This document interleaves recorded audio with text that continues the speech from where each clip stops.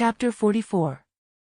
Outside the wall, the astonishingly tall creature had a human-like head. It was bent down, its blank face seemed to be looking at Siddle. Siddle. She calmly stood there facing Slenderman. 3 seconds later, when she finished estimating Slenderman's height outside the wall, she found that even if she jumped up, she wouldn't be able to reach its waist, so she decisively gave up the idea of staying. Siddle ran away without hesitation. Jacqueline stared with her eyes wide open as she watched Siddle's figure run far away in the blink of an eye. After a second, she finally reacted, and hurriedly ran after Siddle into the school with a pale face. Siddle ran a few meters, turned her head to look back and found Jacqueline with red eyes running after her, and following the two of them was Slenderman. The faceless man in a suit that was so tall that it was terrifying didn't enter the school. He just circled around the outside of the wall at a very fast speed, and in a moment, he appeared outside the wall next to Siddle.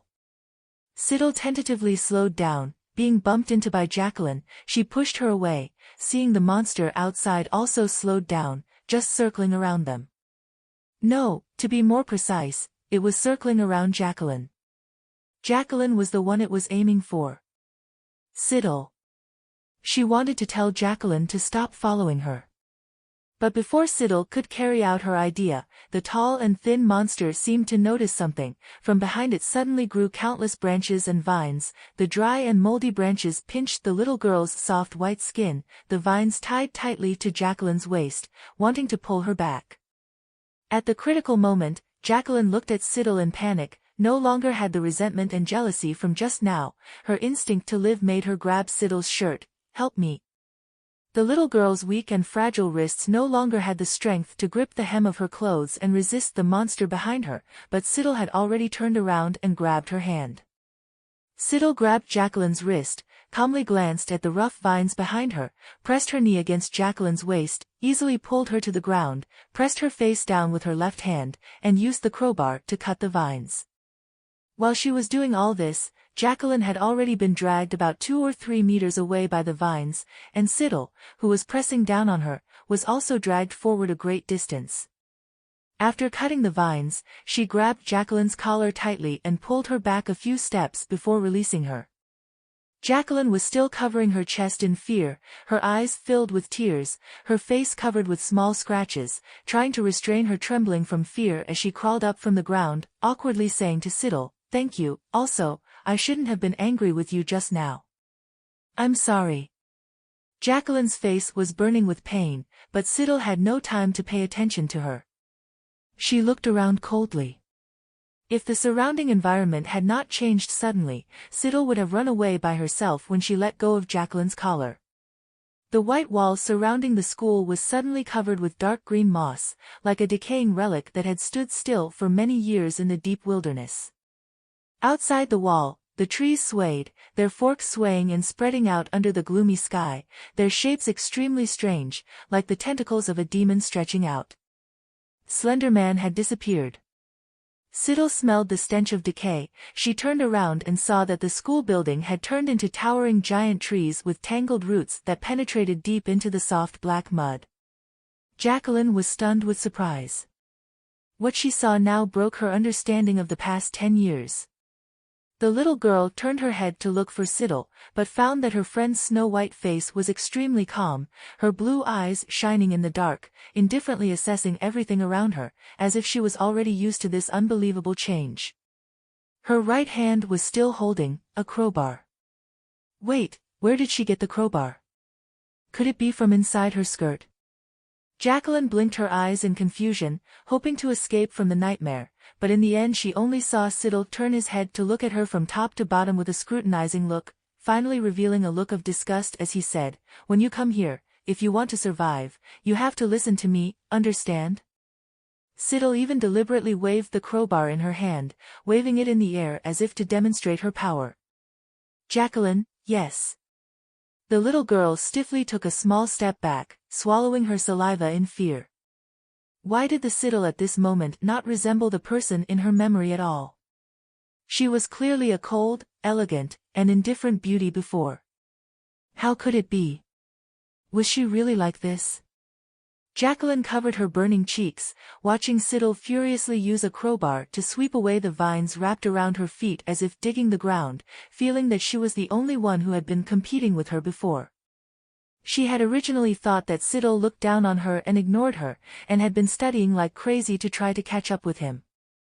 Now she suddenly realized that perhaps she had never been able to keep up with Siddle's speed. After all, which top student in the entire school could use a crowbar so skillfully, cutting a bunch of vines with one hand and smashing a mouse with the other, her face unchanged, turning a blind eye to such a horrifying scene. Jacqueline remembered what Siddle had said to threaten her last school year, but now it seemed like it wasn't just a threat. Could it be that Siddle was the final boss? Jacqueline was still on the other side, thinking about something, but Siddle was getting more and more irritated, almost on the verge of exploding. The slippery vines were both wet and cold like earthworms stuck to the soles of her shoes. Siddle cut a root, lifted her foot and stepped on another patch of soil. Occasionally strange things would crawl out from the cracks. A fat mouse as big as her head was nothing. When she dug a patch of soil she found that underneath was covered with wriggling leeches. If you looked closely, you could see those leeches crawling on a human face. Oh, it turns out that there were all kinds of evil things down here. Siddle. She stood up in frustration, but Jacqueline just stood there stupidly, doing nothing. During the summer vacation, it was okay to fight with Freddie because of Louise. After all, that little girl was both sweet and weak, always acting spoiled and very adorable. It was fine for Margot to meet Dr. Lecter. After all, Margot was a good girl and treated her well. But who was Jacqueline? Even though she had an outstanding appearance, she had always refused to see Siddle since entering school. Every time she spoke, she liked to interrupt others. They had no relationship, and Siddle could not confront Slender Man for her. She did not expect that with just a casual pull, she had dragged herself into this hellish place. Seeing that Jacqueline did not know how to help her, and seemed to still not realize the seriousness of the matter, Siddle sighed inwardly, telling herself to stay calm.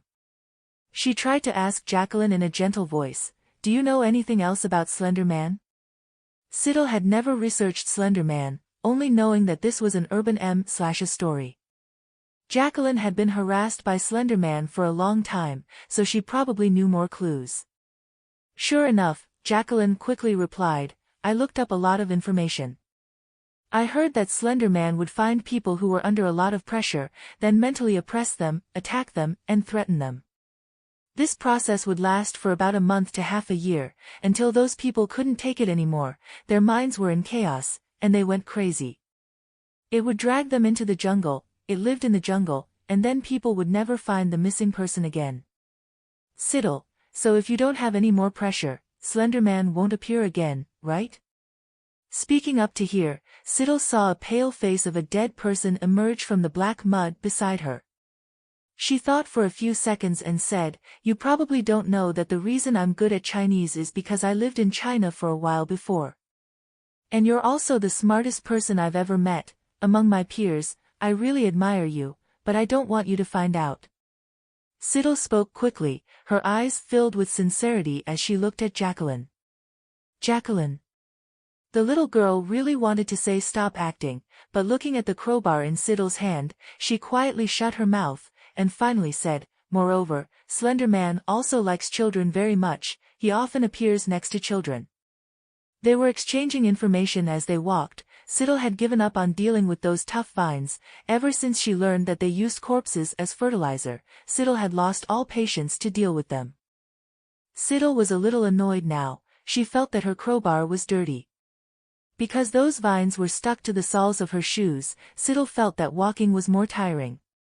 Her mood plummeted, and she heard Jacqueline say, "I heard that the captured children will be split open from chest to stomach by Slender Man, their internal organs removed, and then they will be hung upside down in the tall trees." When Jacqueline said this, Siddle looked up at the right time. "Ah," she exclaimed without emotion, then said loudly, "Isn't this the tree you were talking about?" "Jacqueline."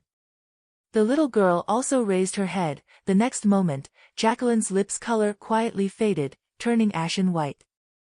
It was a very tall and rough tree, it was rougher than all the trees the two of them had seen along the way. Its branches stretched out into the sky, blocking the light. Above them hung many corpses. Their gray-white skin had not rotted, only been torn from the chest to the abdomen. The dried human skin was spread wide open, revealing the flesh and blood and skeleton inside. A corpse hung right above Siddle's head. She looked up indifferently to assess for a moment. Before the crooked branches grabbed her, she turned back to look at Jacqueline, who was retching, coldly saying, "If you can't deal with your own pressure, then I will deal with you." She realized that she probably couldn't deal with Slender Man. If Slender Man can't be dealt with, then dealing with the person who brought Slender Man here is fine, right? In short, regardless of whether it works or not, she must first threaten Jacqueline to give her more motivation and then think about it later. Jacqueline. Before she could understand what was happening, she was suddenly kicked down the slope by Siddle. After Siddle finished speaking, the crooked branch also touched her. Siddle squatted down before being entangled, narrowly avoiding it. Seeing that the branch was flexible like a tentacle about to stab her shoulder, she hesitated for a moment and then rolled down the slope by herself. But she and Jacqueline fell in two different directions. Siddle fell into a dry swamp while Jacqueline stood on the ground covered with rotten leaves, looking at Siddle worriedly. Then she saw Siddle lift her foot. Her calm face suddenly changed color. Siddle stared blankly at the corpse in the mud at her feet. The swollen pus sac was broken by her foot, yellow pus splattered everywhere, a streak right on her face.